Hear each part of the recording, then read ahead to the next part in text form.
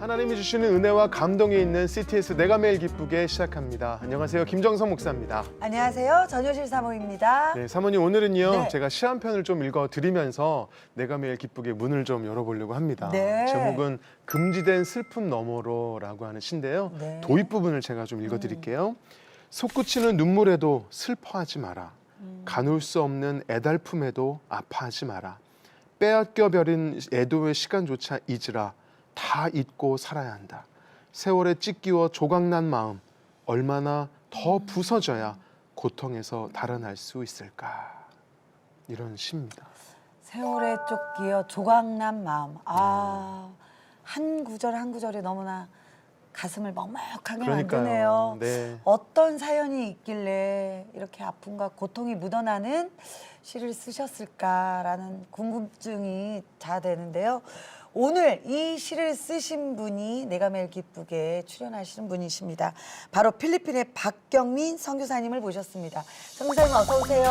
안녕하세요. 어서 오세요. 네, 반갑습니다. 반갑습니다. 우리 선교사님 미소도 너무 아름다우시고 네. 이렇게 밝아 보이시고 네. 이 방금 읽어드린 그 시와는 전혀 뭐 연관성이 없는 분 같이 보이는데 우리 선교사님께서 쓰신 시가 맞나요? 네, 맞습니다. 네. 이게 슬픔도 있고 아픔도 있고 뭐 억제도 있고 그죠? 네. 다 담겨 있는데. 정말 이 시 안에 있는 선교사님의 삶의 스토리가 어떤 것인지 그러니까요. 궁금한데요. 네. 우리 박경현 선교사님은 필리핀에서 지금 17년 차 선교 사역을 하고 계세요. 어떤 사역을 하고 계신지 좀 소개 좀 부탁드립니다. 저희가 있는 지역은 필리핀 마닐라에서 북부 루손 섬에 네. 있고요. 저희가 처음에 그곳에 가서는 대학 사역을 했었는데 그 대학 사역을 했을 때 청년들이 많으니까 네. 대학생들을 훈련시켜서 마을로 전도를 보냈는데 그 마을 중에 하나가 지금 현재 사역하고 있는 공동묘지 마을 샤몰로그예요. 이제 그 마을에서 어린이들이 예수님을 믿으면고 그 어린이 때문에 예수를 믿게 된 어머니가 저희 마을에도 와서 좀 예배를 드려주세요라고 부탁을 하셔서 저희가 2015년 12월에 이제 사역 이동을 해서 지금 2016년부터 그 마을에 교회 개척 사역을 하고 있는데요. 이제 공동묘지가 그 마을의 중심이다 보니까 마을이 너무 어둡고 깜깜하고 그래서 이제 그 마을에 들어가자마자 마을 임원들을 초청했어요. 교회에. 이제 그래서 마을 임원들과 함께 더불어 함께 살아가는 프로젝트를 이제 만들어서 저희가 그 마을에 쓰레기통 설치하고 가로등 설치하고 여러 가지 일들을 함께 했는데 그 중에 하나는 마을 중앙에 비어져 있는 버려져 있는 공터가 있었거든요. 이제 그 공터를 마을 사람들이랑 같이 운동장으로 만들었어요. 그래서 지금은 이제 그 운동장에서 사람들이 농구하고 어린이들 자전거 타고 배드민턴 치고 아주머니들은 줌바를 하면서 이렇게 마을이 살아났죠. 전에는 되게 살고 싶지 않은 마을이었어요. 이사 가고 싶은 마을은 지금은 살고 싶은 마을로 이제 그렇게 살아나는 그런 마을 사역을 마을 사람들과 함께 하고 있습니다. 또 교육도 하고 계시고. 네. 아니 근데 사실 마을 이름 자체가 네. 요지 마을이면 사실 들어가는 것 자체도 쉽지가 않을 것 같다는 그럼요. 생각이 드는데 정말 귀한 사역을 감당하고 계세요. 이 놀라운 일들을 혼자 하시는 건 아니시죠? 네, 처음에 갈 때부터 가족이 같이 갔어요. 가족이 함께 네, 하셨구나. 2007년에 갔을 때 아이가 4살이었고요. 지금 아이는 이제 대학생이 돼갖고 한국에 나와서 기숙사에서 지내고 있고요. 네, 남편과 제가 함께 사역을 감당하고 있습니다. 두 분이 대단한 일을 하셨네요. 네, 같은 여자로서 참 우리 선교사님 대단하시다는 그러니까요. 생각이 드는데 저는 이제 걱정인 것이 그 지역 자체가 고산 지대잖아요. 물론 가족과 함께 지내시긴 하지만 육체적으로도 많은 어려움이 있으실 것 같아요. 처음에 2007년에 5월에 갔는데 한 10개월 후에 제가 이제 풍토병으로 열이 굉장히 많이 났었는데 이제 그때 고열로 제가 이제 청력을 이제 잃었어요. 근데 그게 한국에 한 달 후에 나왔는데 한국에서는 이제 귀가 아프면 음압실에다가 입원을 시켜서 이렇게 재생이 가능하대요. 한국은. 근데 이제 한국인 의사가 왜 귀가 아플 때 바로 한국에 나오지 않았냐. 근데 제가 이제 한 달 정도 있었는데 이제 나왔을 때는 이미 청력이 완전히 이제 손상돼 갖고 보청기를 낄 수 없다고 하더라고요. 근데 이제 왼쪽 귀로는 잘 들을 수 있어서 이제 생활하는 데는 문제가 없고요. 이제 그 지역이 습하다 보니까 여성들이 자궁 질환이 되게 이제 많이 겪는데 아. 2016년에 제가 이제 자궁 내막증 수술을 했고요. 근데 올해는 한 50일 동안 비가 왔던 것 같아요. 이제 아이고. 밤낮으로 한 번도 해가 뜨지 않고, 그러니까 밤낮으로 24시간을 50일을 계속해서 비가 내렸어요. 이제 제가 있는 지역이 습하고 집도 습했는지 이렇게 몸이 물 먹은 솜처럼 이렇게 가라앉더라고요. 이제 한국에 이번에 나와서 검사하니까 이제 방광염이랑 질염이 있다고 해갖고 지금 현재 네, 약 먹고 치료 받고 있어요. 정말 환경적인 면이 또 어렵잖아요. 그럼요. 너무 귀한 일을 감당하고 계시는데 좀 환경이라도 좋았으면 좋았겠는데. 폐 아픈 거 네, 있으시고. 그렇게 어려운 중에도 그 영혼들을 또 포기하지 않는 그 이유가 분명히 있으실 것 같아요, 선교사님. 제가 하나님 사랑을 참 많이 받았던 것 같아요. 이제 저는 제가 5살 때 이제 만으로 5살 때 이제 어머니가 돌아가셨는데요. 그게 이제 43년 전이니까 그 당시에는 네. 이제 자살에 대한 사람들에게 굉장히 많은 부정적인 낙인과 그렇죠. 정제가 있었기 때문에 이게 숨 쉴 곳이 없더라고요. 그러니까 세상 어디에도 위로받을 수 있는 곳이 전혀 없더라고요. 이제 그랬는데 사마리아 여인을 예수님이 찾아가시잖아요. 굳이 사마리아를 통과해서 그 여인을 만나셔서 정죄하지 않으시고 그 네가 남편 5이 있었지만 지금 현재 있는 네 남편도 네 남편이 아닌 네 말이 옳다라고 말씀하시잖아요. 그런 그 하나님이 저의 삶에 대해서 정죄하지 않으시고 그러니까 저의 아픔 그대로를 이렇게 안아주시는, 그래서 이제 삶이 너무 깜깜하다 보니까 하나님께 몰입할 수 있었고, 근데 그 하나님이 저에게 너무 많은 은혜를 베풀어 주신 것 같아요. 이제 그래서 하나님이 저를 향한 긍휼, 그 사랑을 제가 입어서 제가 만나는 사람들에게 그 사랑을 흘려보내고 싶은 그 마음이 참 많았던 것 같아요. 성사님 그냥 툭 담담하게 말씀을 하셨는데 전 정말 가슴이 너무 아프거든요. 그러니까요. 아까 말씀하신 것처럼 성교사님이 5살 때 어머님이 성교사님 보는 앞에서 삶을 마감하신 건가요? 네, 그 이제 상황이. 아침을 같이 먹고 있었는데 이제 어머니가 이제 상추에 이제 뭔가를 싸서 이제 드시고 쓰러지셨죠.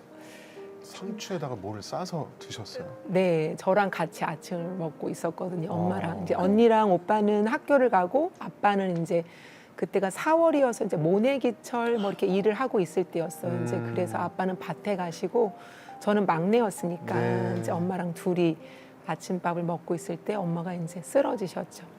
막 부르셨겠네요. 그죠. 정말 아유, 너무 놀래갖고 그러니까요. 이제 아빠를 찾으러 가서 아빠가 이제 엄마를 리어커에 싣고 그게 마지막이었어요. 아니 그 전에 어머님이 어떤 그냥 평상시하고 똑같으셔서 어떤 말씀도 없으셨어요. 저는 제가 막내였기 때문에 그냥 네 어리광 부리고 사랑 많이 받는, 그래서 이제 그 당시에 전혀 기억이 나지 않아요. 그냥 저는 사랑받는 그렇지. 딸이었다는 것만 기억이 났던 것 같아요. 잘 모를 또 나이였으니까. 어머니가 돌아가시고 나서 정말 듣기 싫은 말들이 많이 있으셨다고 들었어요. 저희가 이제 사형제가 있는데 제가 막내거든요. 그런데 이제 엄마가 돌아가셨을 때 저가 혼자 있었기 때문에 제가 이제 증언을 하게 됐죠. 경찰들이 아이고, 왔을 때 이제 그렇지. 그러다 보니까 사람들이 저를 볼 때마다 막내가 엄마 닮았네 그 얘기를 하는데 저는 그 말이 엄마 닮았네 그러면 기분이 좋아야 되는데 어린 제 안에는 저도 혹시 엄마처럼 그렇게 죽을 맞이하지 않을까 그 두려움이 참 많았던 것 같아요. 5살 꼬마 아이가 감당하기에 너무나 충격적이고 큰 맞아요. 일인데 또 무엇보다 엄마를 잃고 나서 가장 큰 상처를 받았던 곳이 교회였다고요. 엄마가 하나님을 참 사랑하는 분이셨어요. 아이고. 그러니까 제가 이제 그렇구나. 막내여서 이제 엄마하고 가장 추억이 많은 공간이 교회였거든요. 그러니까 엄마가 저를 업고 안고 제가 이제 모태신앙으로 자랐는데, 그러니까 교회라는 곳이 저에게 가장 행복한 곳, 가장 따뜻한 곳, 그리고 엄마가 정말 기도하는 분이셨어요.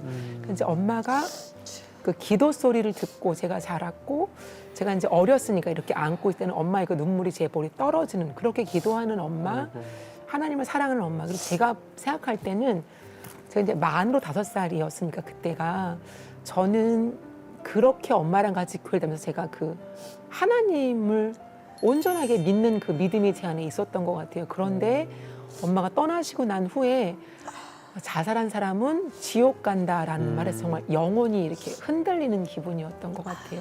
이제 그 2학년 때 그 마을 떠날 때는 너무 좋더라고요. 다른 곳에 이사 가면 내가 누군지 모르겠구나. 이제 그리고 교회를 다녔지만 절대로 말하지 말아야겠다. 그러니까 교회를 다니면서 이제 더 이상 말하지 않았죠. 숨길 수밖에 없는 그런 문화 자체가 그럼요. 그 말을 좀 잘했으면 좋았겠는데 아, 너무 마음이 아프네요. 그냥 또 이렇게 던진 말들이 얼마나 또 큰 상처가 됐을까.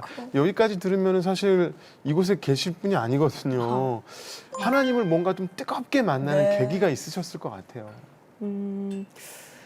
이제 엄마의 죽음 자체가 비난을 받고 이제 정죄를 받으니까 하나님이 너무 무능력해 보이더라고요. 아, 엄마를 살려주지 못한 하나님에 대한 그 원망이 참 깊었고요. 그런데도 이제 저희 가족은 모두 다 이제 더 이상 하나님을 믿지 않고 교회를 떠났는데 저는 그렇겠죠. 교회에 남아 있었어요. 그런데도 이렇게 제 내면 안에는 하나님 한 분 그 앞에 무릎 꿇고 싶지 않은 마음이 있었어요. 너무너무 엄마를 데려간 그 하나님이 싫더라고요. 이제 그런 마음이, 그러니까 반항심도 많았고 하나님을 향한 불미스러운 마음도 참 많았었는데, 제가 고등학교를 입학하고 이제 3월에 입학을 해서 6월에 교통사고가 났어요. 아이고. 그 입원을 하고 나서 이제 어떤 사람들이 이제 병원에 찾아왔는데, 알고 보니까 이분들이 정말 대한민국 상위 몇 프로에 속하는 아주 부자셨어요. 이제 그분들이 이제 교통사고 합의를 저희 아빠랑 하면서, 그때는 이제 어떻게 했는지 몰랐는데, 제가 태어나고 나서 이제 그 합의되어진 내용이, 제가 그 당시에 산업체고등학교를 다니고 네. 있었거든요. 그러니까 저를 그분들 집으로 데리고 가서 공부를 시키는, 이제 그렇게 합의를 하셨더라고요. 이제 그래서 제가 이제 그분들 집으로 가게 됐어요. 사실 제가 이제 강원도 인제라는 너무 그 산과 들에서 살다가 그 서울에 올라갔는데 담장만 10억이더라고요. 그러니까 너무 으리으리한 집에 이제 제가 들어가서 이제 살고, 이제 가자마자 검정고시를 이제 등록을 시키고, 검정고시를 패스하면 이제 미국에서 공부를 시키는 걸로 이제 그렇게 했었는데, 네.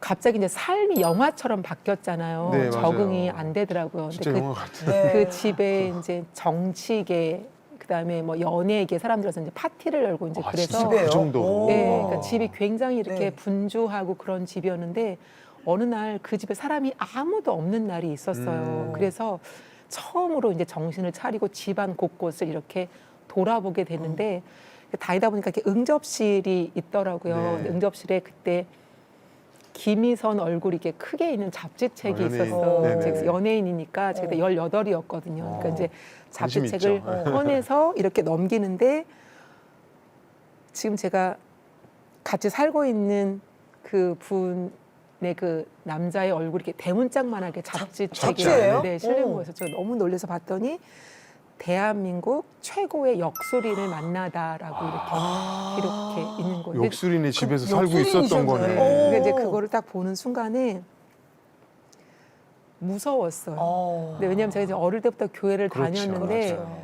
그러니까 제가 지금 저를 공부시켜 준다고 하시는 분이 하나님을 전혀 알지 못하는 분이 전적으로 반대편에 네. 있는. 네네네 저를 이제 키워주시겠다고 하는 것 자체가 저에게 되게 이제 너무 다른 세계와 다른 세상이었고요. 네. 마치 이렇게 세상에 갇혀 있는 것 같은 그런 느낌이 들었어요. 근데 그때 서울에 처음 올라갔으니까 검정고시 학원 외에는 가는 곳이 없고 네. 아는 사람이 그렇죠. 아무도 없으니까 그때 딱 드는 생각은 오늘 밤에 야반 도주를 해야겠다. 야. 그 생각이 너무 무서웠어요. 이제 그 순간에 와. 그랬는데 처음으로 제가 무릎 꿇었던 것 같아요. 하나님께. 그때. 그러니까 하나님 제가 하나님 만약에 정말 살아계시면 제가 하나님이 만나고 싶습니다. 그리고 저 여기서 나가고 싶어요. 그리고 제가 하나님 손에서 자라고 싶습니다. 이제 그런 고백을 했던 것 같아요.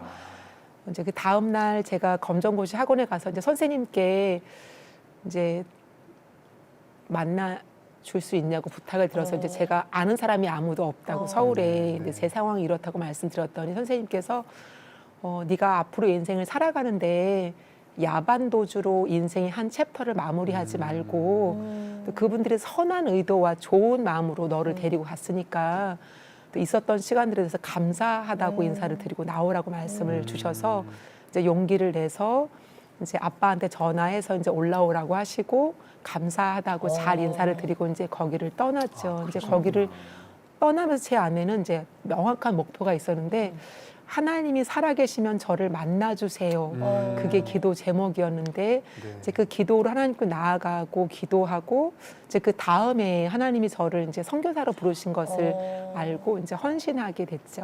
아, 그러셨군요. 아이고, 정말 진짜 아이고. 우리 선교사님의 삶의 순간순간 어려움도 있었지만 그러니까요. 또 하나님이 함께 하셨고 인도하신 그 흔적들이 있네요. 근데 우리 선교사님이 말씀하신 대로 선교사로 이제 헌신하고 또 준비되는 과정에 또 한 번의 또 가족을 잃는 슬픔이 있었다고요. 이제 어머니가 떠나고 나서 제가 이제 어머니가 돌아간 현장에 있었으니까 이런 일이 저희 가족에게 다시 일어나지 않게 해주세요가 가장 큰 기도 제목이었던 것 같아요. 하나님 우리 가족에게 다시 누군가가 떠나지 않게 해주세요. 이제 그게 너무 큰 기도 제목이었는데 제가 26살 때 이제 네, 오빠가 세상을 떠났죠. 그러니까 오빠가 세상을 떠나기 전에 한 1년 정도 이제 아주 중증 우울증을 알았어요. 그렇구나. 이제 그렇게 오빠가 세상 밖으로 나가지 않고 방 안에만 갇혀 있을 때 그러니까 제가 이런 이제 상담 치료나 정신과 진료, 약물 치료 이런 것에 너무 무지하니까 오빠가 1년을 집에 있을 때 제가 한 거는 밤에 2다리를 뻗고 잠을 잔 적이 없었던 것 같아요. 정말로 이렇게 밤잠을 설치면서 1년을 기도를 했는데 오빠가 떠났지요. 그러니까 너무너무 아프고 슬펐던 것 같아요. 근데 오빠가 이제 그렇게 떠나는 오빠를 잃은 것이 참 많이 아팠던 것 같아요. 엄마를 잃고 또 오빠까지 잃는 그런 상황이 왔으니 아이고 근데 기도를 했을 거 아니에요. 오빠 또 다른 가족은 잃지 않게 해주세요. 분명히 기도했을 텐데 그런 상황이 왔을 때 어떠셨어요? 얼마나 힘드셨을까요? 이제 그때 제가 가졌던 마음은 가족으로서 그 한 생명이 저에게 이렇게 소중한데 하나님은 그 천하보다 한 영혼이 귀하다고 하시잖아요. 그 한 영혼이 떠난 것이 너무 마음이 많이 아팠고 오빠가 떠나고 나서 다른 사람은 가족을 잃지 않았으면 좋겠다. 이제 사람을 그 살리고 싶은 마음이 제 안에 참 많았던 것 같은데 그럼 나는 어떻게 사람을 살릴 수 있을까 이제 그런 생각을 했을 때 내가 만나는 사람에게 좋은 부모가 됐으면 좋겠다. 정서적인 지원을 많이 했으면 좋겠다. 왜냐면 오빠가 굉장히 탁월한 사람이었어요. 정말 너무 훌륭한 사람이었어요. 근데 정서적인 지지를 받지 못하니까 그 좋은 잠재력인 능력을 발휘하지를 못하더라고요. 이제 그래서 사람에게 자신의 잠재력을 사용할 수 있는 것은 머리가 좋은 게 아니라 그 정서적인 지원이 정말 많이 중요하구나 그런 생각을 많이 했던 것 같고, 그러니까 제가 그래서 계속해서 그 영혼을 사랑하고 섬기는 일을 해서 저는 제가 하나님 앞에 잘 있다고 생각을 했거든요. 근데 세월이 많이 지나고 제가 이제 2017년쯤에 요나서 말씀을 묵상을 하는데 그때 하나님이 저에게 깊이 이렇게 임재하셨던 것 같아요. 그 하나님의 얼굴을 피하여서 다시스로 도망가는 그 요나의 마음이 저에게 있었구나. 그 오빠를 잃었던 그 슬픔이 하나님의 임재로부터 좀 도망가고 싶다. 그런 마음이 제 심연 깊은 곳에 있었구나. 그때 제가 하나님 앞에 참 많이 울었던 것 같아요. 저 되게 여전히 영혼을 잘 섬기고 살고 있다고 생각했었는데 제 안에 오빠를 다시 잃어야 했던, 그래서 그 하나님의 얼굴을 피하고 싶었던 그런 마음이 제 안에 있었구나. 그때 이제 하나님이 또 제 마음을 되게 깊이 만져주셨던 것 같아요.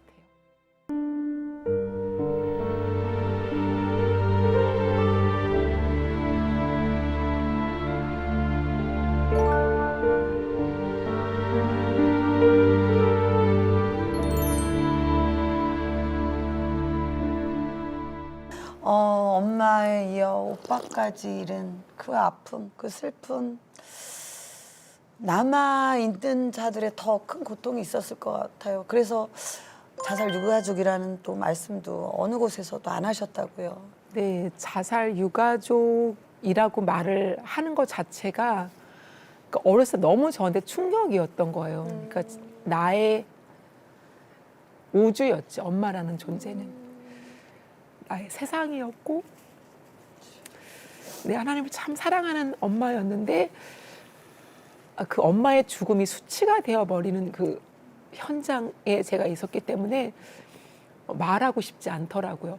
왜냐면 이제 말해서 상처가 건드려지니까 이제 말하지 않고 지냈다가 제가 이제 박사과정 공부할 때 애도 상담이라는 공부를 했었는데 그 애도에 대해서 공부를 할 때 제 안에 이렇게 부딪혀지는 부분이 있으니까 교수님을 좀 만났으면 좋겠다. 이제 그 생각을 해서 교수님 저랑 좀 만나주세요라고 해서 이제 교수님에게 이제 저의 이야기를 말씀을 드렸더니 교수님이 저의 이야기를 아마 그때가 왜냐면 이제 애도에 대해서 가르치는 교수님이니까 저의 이야기를 아주 솔직하게 말씀을 드렸죠. 네. 그때 교수님이 저의 이야기를 충분히 들어주시고 나서 교수님께서 자살로 가족을 잃은 건 수치가 아니라 아픔이다라고 말씀을 하시면서 만약에 네가 엄마를 닮았다면 엄마가 너무 아름다운 분이셨을 거다. 그 말을 들을 때 엄마가 살아생전에 최선을 다하신 분이었지. 하나님을 사랑하는 분이었지. 그 엄마에 대한 기억을 새롭게 할 수 있었던 것 같아요. 이제 그래서 이제 그때부터 제가 자살 유가족이라고 이제 말을 하기 시작하면서 제 안에 이제 애도할 수 있는 그런 시간들이 됐던 것 같은데. 제가 꾹꾹 눌렀던 걸 그때서야 이제. 네. 이제 그렇게 말하기 시작하면서 제 안에 이렇게 깊이 있게 애도하고 슬픔을 흘려보낼 수 있는 일들이 시작된 것 같아요. 네. 아까 선교사님 그 교수님을 만났을 때 하셨던 말씀, 자살로 가족을 잃은 건 수치가 아니라 함께 울어야 될 아픔이다라는 맞아요. 말씀이 너무나 와닿고요. 저 방송이지만 잠깐 선교사님 안아드려도 돼요? 네네네.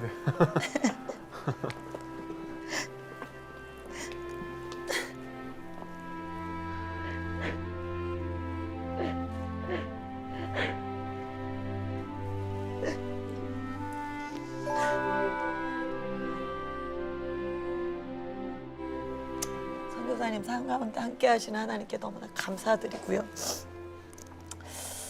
이제는 하나님의 그 은혜 안에 나는 자살 유가족입니다라고 이렇게 고백하시면서 회복의 삶이 시작되신 것 같아요. 어떤 일들이 있었나요, 선교사님? 사실 자살 유가족과 일반 유족들은 거의 동일해요. 이제 차이가 있다면 자살 유가족은 슬픔을 말할 수 없다는 거예요. 어떻게 고인을 잃었는지 말할 수 없고, 일반 이제 유족들은 이제 뭐 암으로 돌아가셨어요, 뭐 사고로 이렇게 말할 수 있는 것만, 그 차이만 있기 때문에 그렇게 이제 상실의 아픔을 가진 사람들을 네, 만나서 상담하고 또 고인을 떠나보내고 작별해야 이제 일상으로 돌아갈 수 있으니까 이제 그런 회복을 돕는 이제 그런 상담을 하고 있습니다. 그러셨군요. 선교사님 개인적으로는 삶에 어떤 어떤 치유와 회복이? 회복이 있었나요? 제가 돌아보니까 한 번도 목 놓아서 울어보지 못했더라고요. 이제 엄마가 돌아가셨던 현장도 너무 놀래서 울지를 못했고 오빠가 떠났을 때는 아버지가 너무 걱정이 됐어. 외아들이었거든요. 오빠가. 이제 그러니까 울지 못했는데 가족을 상실했을 때 충분히 울고 슬퍼하는 그 애도 과정을 통해서 일상으로 돌아갈 수 있는데 저는 그렇게 슬퍼하지 못했던 시간들이 그렇게 이제 슬픔을 흘려보내고 또 제가 회복되어지는 시간들이 있었던 것 같아요. 그렇게 또 회복이 돼서 아까 말씀하신 것처럼 또 만남이 이어지고 뭐 듣기로는 출판사 대표님도 뭐 그런 가족이어서 네, 위로를 네, 주고 네. 그런 일들을 네, 하신다고요. 네. 네.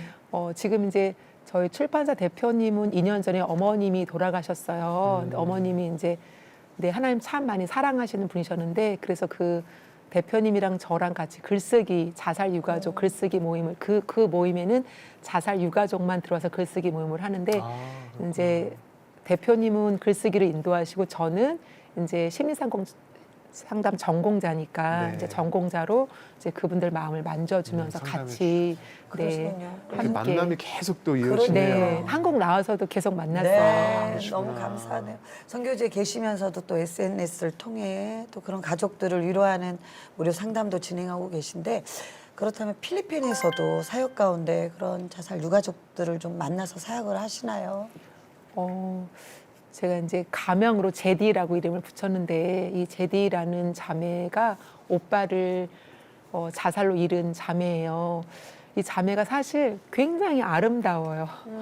엄마는 더 아름다웠다고 하더라고요. 근데 엄마가 남편 조카하고 사랑의 줄행랑을 네, 치셨어요. 그러니까, 그러니까 이 엄마가 자녀가 8이 있었는데 네. 제디가 막내딸이었거든요. 네. 그런데 첫째 아들 나이랑 비슷한 남편 조카하고 이제 사랑의 줄행랑을 치면서 이 제디는 엄마가 버리고 갔다라는 것이 굉장히 이제 강한 상처를 가지고 있는데 오빠가 8명 중에서 가장 좋아하는 오빠가 이제 자살로 생을 아이고. 마감을 했어요. 그러니까 이 자매가 그 버림받은 아이라는 그 아픔과 그렇죠. 또 자살 유가족인 아픔을 동시에. 사람들이 잘 이해를 못 하더라고요. 근데 이제 저는 제가 그런 그 그렇죠. 아픔이 있었기 때문에 이제 정말 사랑으로 따뜻하게 안아줬었는데 아이가 이제 7명이잖아요. 1명이 떠났으니까 네. 오빠가. 그런데 1명이 다시 살해를 당해요. 아, 또요? 네, 이제 그러니까 아이가 뭐 너무 이렇게 상처로 부서져서 헤매고 있을 때 아이고. 제가 아이에게 다가가려고 최선을 다했는데 어느 아침에 아이가 야반 도주를 했더라고요. 남자친구랑 사라져 버렸어요. 이제 아이 생일이 며칠 남지 않아 생일 준비를 좀 하려고 했었는데 아이가 그렇게 야반 도주로 떠나서 제가 굉장히 마음이 아팠는데 1년쯤 지나서 누가 이렇게 문을 두드리는 네. 거예요. 열어봤더니 새벽에 네. 그 제디가 문 앞에 있는 거예요. 제디가요? 네, 그래서 1년 만에. 네, 어떻게 왔니? 그랬더니 제 생일이어서 아이고. 생일 축하 드린다고 어마어마한 용기를 내서 도망갔던 자리에 이제 아이고. 저를 만나러 온 거죠. 이제 아침을 차려주고 아이를 안아주면서 제디야 나는 너를 사랑한 것을 한 번도 후회한 적이 없다. 네가 언제든 다시 돌아오고 싶을 때 돌아와라. 사실 이제 아이가 다시 돌아와 주기를 바랬는데 아침을 먹고 다시 떠나더라고요. 이제 아이가 그렇게 다시 떠났다가 5년의 세월이 흘렀는데 작년 1월 1일 날 돌아왔어요. 다시 돌아왔어요, 5년 뒤에. 네네네. 돌아왔어요. 네, 5년 만에 다시 돌아왔어요. 이제 다시 돌아와서 그날은 아이가 돌아와서 이제 요한복음 21장 말씀을 펼쳐놓고 같이 묵상을 했어요. 그 예수님의 수제자였던 베드로가 예수님을 3번 부인하고 그 자기를 용서하지 못해서 물고기를 잡으러 갔던 그 말씀을 묵상을 함께 했는데 이제 그 말씀 앞에 아이가 무너지더라고요. 그래서 자기를 용서하지 못하는 마음에서 자기를 이제 용서하고 그리고 전혀 생각지 않은데 이 아이가 이제 신학을 하겠다고 이제 헌신을 하고 제디가요? 네, 제디가 그래서 지금 저희가 현재 샤몰로그 소망교회 현지 사역자가 그동안 없었는데 네. 이 자매가 그 샤몰로그 와. 소망교회 현지 사역자로 이제 헌신을 해서 지금 현재 이제 잘 훈련받고 있고요. 신학을 공부하면서. 신학 공부하면서 네. 좀 사역을 하고 네, 있어요. 이제 와. 올해 제 생일날 아이가 시를 써가지고 온 거예요. 네, 네. 어. 이제 아이가 저에게 엄마라고 부르는데 네, 네. 엄마 제가 시를 썼어요. 이제 이렇게 영어로 이야기를 네, 네. 그렇죠. 네, 했지만 이제 아이가 그 시 중에서 이렇게 썼더라고요. You are my home. 아, 엄마는 아이에게 집이 되어주는 존재구나. 맞아요. 이제 그 시를 읽으면서 그거를 느꼈던 것 같고요. 제가 자살 유가족자인데 이 자살 유가족인 제디를 만나서 지금 이제 9년, 10년의 세월이 흘렀죠. 그렇죠. 이제 근데 이 아이가 헌신해서 이렇게 이제 현지 사역대로 세워져가는 모습을 보면서 하나님 일하시는 게 너무 놀랍다. 이제 그 생각을 참 많이 했던 것 같아요. 야, 진짜 집이 되어 주신 거예요. 집이 그럼요. 정말 또 대단하다는 제디가 생각이 들어요. 또 회복되어서 누군가의 또 집이 되어주는 그러니까요. 제가 볼 때는 그런 말이 있잖아요. 상처 입은 치유자라고 네. 우리 선교사님이 또 그런 아픔이 있으셨기 때문에 또 제디라고 하는 아이를 또 치유할 수 있는 그럼요. 또 은혜가 있지 않았을까 싶은데 네. 우리 선교사님의 지금 쭉 이야기해 주신 그 많은 이야기들이 네. 곧 책으로 이제 출시가 와, 된다고요. 그래요? 네. 슬픔은 발효 중이라는 책이 아유, 제목도 너무 좋 네, 슬픔 가려져. 네, 12월 6일 날 출간될 예정이에요. 네. 슬픔은 발효 중은 제가 43년 전에 이제 엄마를 잃었잖아요. 근데 제가 이제 책을 쓰면 슬픔이라는 단어를 꼭 넣고 싶었는데 우리 안에 상처가 부패되어지면 썩거든요. 썩으면 악취가 나죠. 근데 이제 하나님께서 제 인생에 그 슬픔을 발효시켜 주셔서 그 발효는 이로운 균이 나서 그렇죠. 다른 사람에게 도움을 주잖아요. 네, 맞아요. 그래서 슬픔은 발효 중이라고 책 제목을 지었고요. 이 책은 엄마와 오빠를 자살로 상실한 자살 유가족이 써내려가는 치유와 성장의 여정을 담은 책이에요.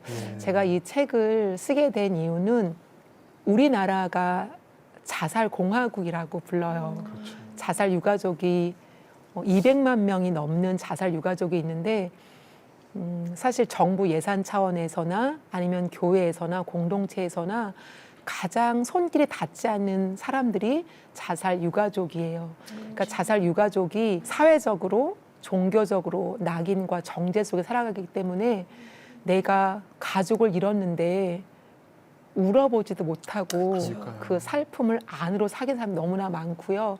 그리고 그 가족이 떠난 기일날 혼자 술병을 들고 아무도 모르게 혼자 오시는 분들이 이 대한민국 사회에 어마어마하게 많아요. 우리가 끊임없이 그 자살했다라는 그 보도가 기사에 나오지만 그럼 그 한 사람이 떠나고 난 다음에 남겨진 사람의 삶은 이루 말할 수가 없어요.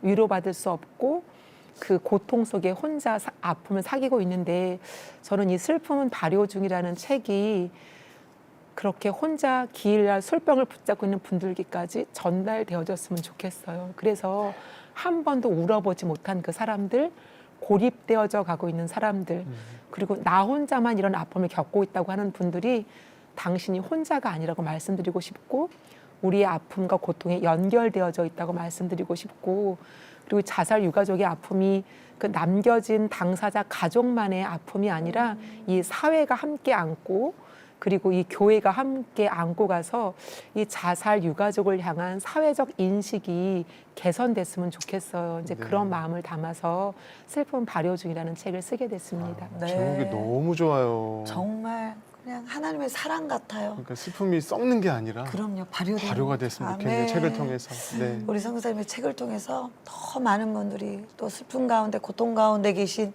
자살 유가족들이 다시 한번 세상 가운데 나아오실 수 있지 않나라는 생각이 들면서 우리 선교사님 아까 잠깐 말씀해 주셨지만 자살 유가족들을 향한 어떤 사회적인 생각이나 인식이 좀 바뀌어야 되는 시간들인 것 같아요. 또 교회 안에서도 교회에서조차도 바뀌지 않는 것들이 참 많잖아요.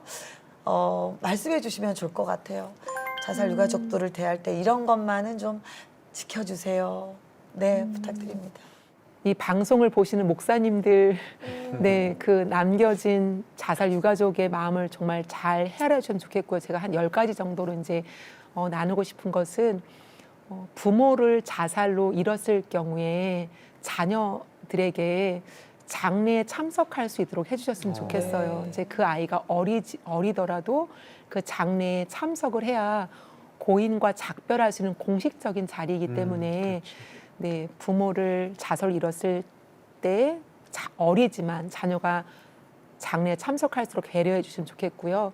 그리고 자녀를 부모가 잃었을 때, 자살로 잃었을 때 사실 자녀가 분신 같은 존재잖아요, 부모에게. 근데 지금 청소년 자살이 어마어마하거든요. 근데 이 청소년들이 자살로 세상을 떠났을 때 이 사회적인 시선이 그 자살이 너무나 부정적이다 보니까 발인과 장례와 발인을 그냥 신속하게 해버리는 거예요. 그러면 이 부모는 아이를 마지막으로 보는 게 장례잖아요. 그렇죠, 그러면 그 장례식에서 이 아이에게 충분히 작별할 수 있도록 시간을 줘야 되는데 그냥 급하게 발인을 해버리니까 충분히 애도하고 작별할 시간이 없는데 자녀를 자살로 잃은 부모에게 충분히 작별할 수 있는 시간을 주셨으면 좋겠고요. 그리고 형제 자매를 자살로 잃은 경우가 있어요. 형제 자매는 사실 굉장히 친구처럼 같이 자라온 사이잖아요. 그렇죠. 그런데 형제 자매를 자살로 잃은 경우에 부모님은 자녀를 잃었기 때문에 본인의 슬픔을 애도하지 못하고 부모님의 슬픔을 더 많이 걱정을 해서 본인의 슬픔을 애도하지 못하는 경우가 되게 많은데 혹시 형제 자매를 자살로 잃었을 유가족에게는 부모의 슬픔보다 너의 마음이 어떤지 너의 슬픔을 할 수 있도록 배려해 주시면 좋을 것 같고요. 그리고 배우자를 자살로 잃으신 분들에게 죄책감이 주는 말을 정말 최대한 하지 않아 주셨으면 좋겠고요. 그리고 상대 배우자의 부모를 잃은 경우가 있어요. 자살로. 그리고 상대 배우자의 부모님을 자살로 잃었을 때 이런 생각을 해요. 나는 직접적인 자살 유가족이지만 내 아내는, 내 남편은 자살 유가족이 아니지. 이제 혼자 슬퍼하는 거예요. 근데 그렇지 않아요.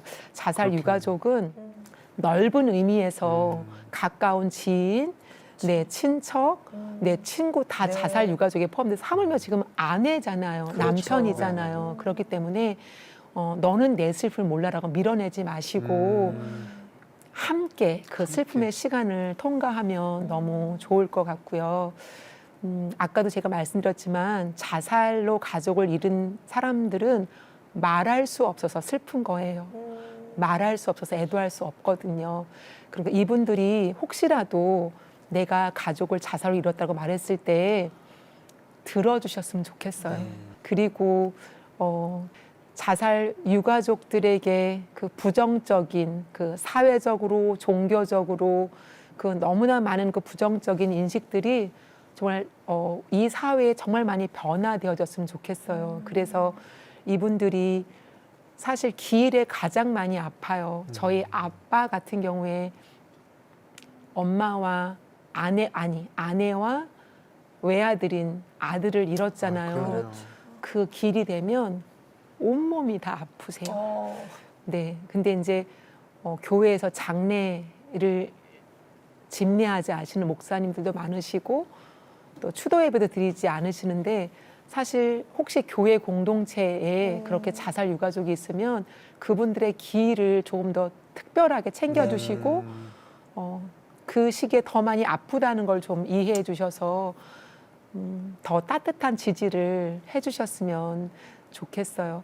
그리고 자살 유가족들 중에는 경제적으로 굉장히 어려운 분들도 굉장히 많은데 사실 이제 우리나라의 뭐 장애에 대한 사회적인 인식 개선, 뭐 미혼모에 대한 사회적 인식 개선 이런 여러 가지 인식 개선이 맞아요. 이제 이루어지는데 이 자살 유가족을 향한 사회적 인식 개선은 아직도 정말 여전히 일어나고 있지 않은 곳이에요. 그래서 사실 이 자살 유가족들을 도우려면 정부가 예산이 세워져야 되는데 예산이 세워지지 않고 있고 지금 이제 라이프 호프라는 그 기독교 자살 예방 네, 단체가 있는데 거기가 후원으로 이루어져요.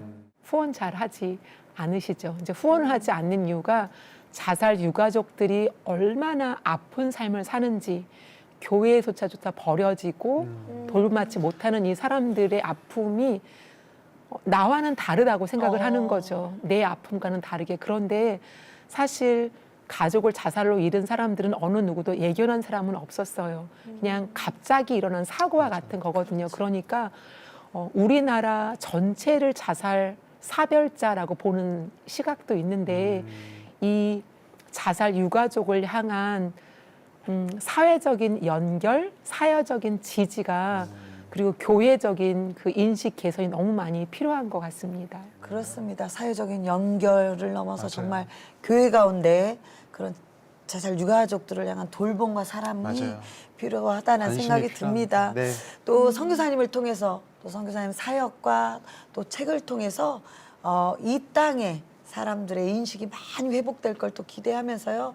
선교사님 앞으로 지금 잠깐 치료차 한국에 나오셨는데 앞으로 어떤 사역의 계획이나 기도 제목 있으면 나눠주시죠. 지금 제가 상실과 애도 상담 연구소를 이제 줌으로 상담을 하고 있는데 사랑하는 사람을 잃은 분들이 그 고인과 작별하고 또 애도의 과정을 거쳐서 나의 삶, 그 일상의 삶으로 복귀할 수 있도록 돕는 이제 그런 사역을 잘 할 수 있도록 이제 기도해 주시고요.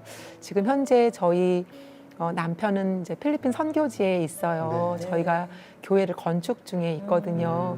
사실 이제 교회 건축은 가능하지 않은 일이었는데 저희가 그 7천 미라클 CTS 방송을 네, 통해서 저희가 이제 교회 부지를 매입을 하고 거기 이제 그 남아 있는 재정으로 저희가 조금 이렇게 공사를 시작을 했는데 하나님께서 이 시작하신 일을 하나님이 보내주신 동역사를 통해서 교회 건축이 잘 마무리가 됐으면 좋겠어요. 네. 그래서 네. 이 샤물르고 소망교회가 그 공동묘지 마을의 선물이 됐으면 좋겠어요. 세 번째 마지막 기도 제목은 아까 제가 말씀드린 그 자살 유가족자인 제디라는 자매가 지금 샤물르고 현재 사역자로 헌신을 했잖아요. 네.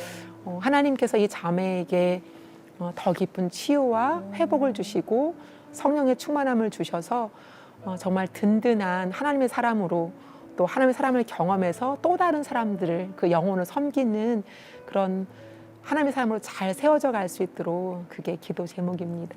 아, 저희가 함께 기도하겠습니다. 정말 이 방송을 통해서 네. 정말 많은 치유자들이 생겨났으면 좋겠고 아멘. 치유가 됐으면 좋겠고 또 치유자가 되었으면 좋겠다 하는 생각이 드네요. 그렇습니다. 네. 우리 선교사님 작은 거인이십니다. 그러니까요. 선교사님을 통해서 수많은 사람들이 또 필리핀 그 땅이 살아날 것을 저희가 믿음으로 기도하겠습니다. 저희가 함께 기도하겠습니다. 선교사님 함께 해주셔서 사랑합니다. 감사합니다.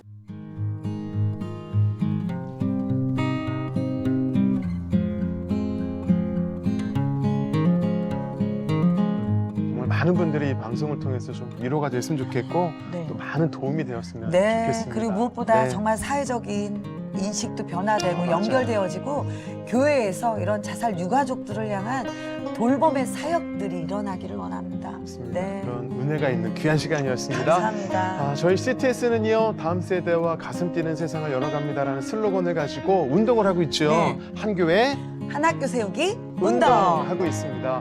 기독교 대안학교에 관심이 있으신 목회자분들이나 교회는요, 아래 번호로 네. 연락을 주시면 되겠습니다. 네, 오늘도 주님과 함께 CTS와 함께 평안하시길 바랍니다. 저희는 다음 시간에 찾아뵙겠습니다. 감사합니다.